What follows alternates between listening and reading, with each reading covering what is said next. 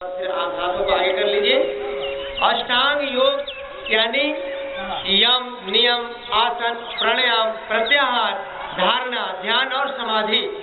यानी हम गृहस्थ जीवन में हैं या संन्यास जीवन में हो, कहीं पर भी हैं, तो अष्टांग योग के माध्यम से यदि अपने जीवन को हम जीना शुरू कर दें तो कभी भी कोई बीमारी नहीं होगी और जीवन यानी जन्म लेने का मकसद भी पूरा हो जाएगा। यम और नियम ये दो जो हमारे चीज है, ये हमारे जीवन को परिवर्तित करने वाले हैं, जीवन को हमें एक शास्त्र के मार्ग पे ले जाने वाले हैं। यम के 5 प्रकार हैं और नियम के भी 5 प्रकार हैं। यम यानी सत्य, अहिंसा, अपरिग्रह, लंबे कानों के साथ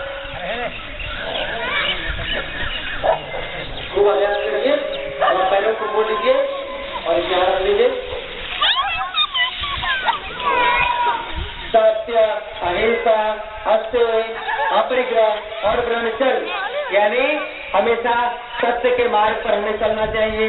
कभी भी यदि अंतर मन से कोई भाव आए ये असत्य है तो उसको आप छोड़ दीजिए और सत्य के मार्ग पर हमेशा चलने का प्रयास करें।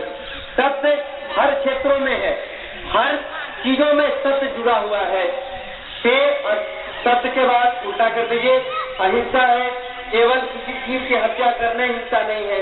मन, कर्म और वचन से किसी को कष्ट दे रहे हैं, किसी को तकलीफ पहुंचा रहे हैं, वह भी हिंसा है, ऐसा कभी ना करें। फिर से चोरी नहीं करना है, किसी के भी धन संपत्ति की लालच ना करें और बिना पूछे किसी का सामान न उठाए, ये है चोरी नहीं करना। फिर है अपरिग्रह यानी न्यूनतम आवश्यकताओं से ज्यादा साधन को जुटा के हम ना रखें।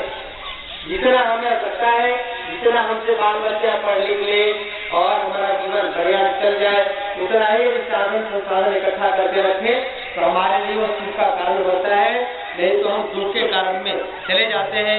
फिर है ब्रह्मचर्य यानी ब्रह्म यानी परमात्मा, चर्य मतलब आचरण यानी ब्रह्म जैसा आचरण हो जाए, ब्रह्म जैसा जीवन हो जाए और उसी के जैसा मेरा हर क्रियाकलाप हो जाए तो हमारा जीवन शुद्ध सात्विक रास्ते की तरफ बढ़ जाता है। करते रहिए थोड़ा अभ्यासों को, गर्दन को भी बाएं दाएं करते रहिए। और दूसरा है नियम यानी शौच, संतोष, तप, स्वाध्याय और ईश्वर प्रणिधान यानी शौच यानी बाह्य रूप से भी शुचिता, अंदर से भी शुचिता। स्नान करते हैं तो शरीर की शुद्धि, प्राणायाम करते हैं तो अंतःकरण की शुद्धि हो जाती है। अभ्यास करते रहिए। फिर संतोष, जितना हम पसीना की कमाई करते हैं, यदि पसीने की कमाई और सात्विक कमाई से यदि बच्चों का भरण पोषण करें तो बच्चा भी सात्विक हो जाता है। कभी घूस के पैसे से, कभी दुराचार के पैसे से, कभी व्यभिचार के पैसे से आप कोई अन्न ना खरीदे, नहीं तो उस अन्न से जो जो अन्न खाएगा वो सब बीमार पड़ेगा, सब व्यभिचारी में चला जाएगा, सब गलत रास्ते की तरफ चलेगा। ऐसा अभ्यास करिए। फिर तप यानी हम कम संसाधनों के साथ जीवन को जीना, तप है। फिर स्वाध्याय यानी अच्छे अच्छे पुस्तकों का पाठ करना, ग्रहण करना।